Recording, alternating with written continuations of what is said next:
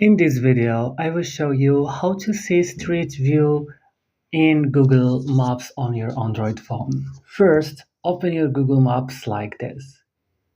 And after that, it should open here on the map. You have to go right now to the search bar here and search for the location that you want. For example, Madrid.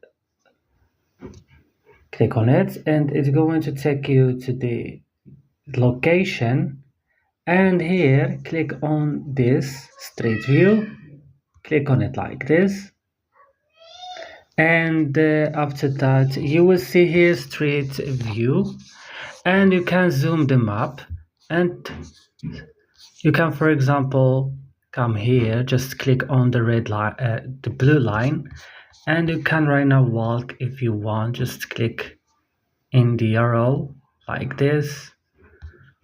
And like this, and that's all, guys. I hope this video was useful. Don't forget to like and subscribe, and bye.